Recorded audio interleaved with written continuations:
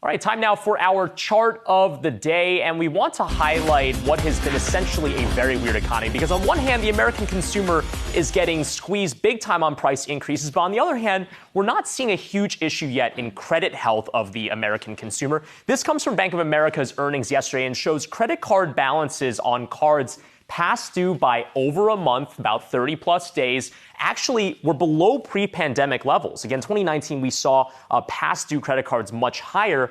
Only about 1.2% of credit cards, at least for Bank of America, are delinquent. And Akiko, this really underscores that even in this weird environment where people are worried about the R-word recession, the ability to repay, at least for American consumers, is still very much there. So I guess the two follow-ups here is how much are they spending?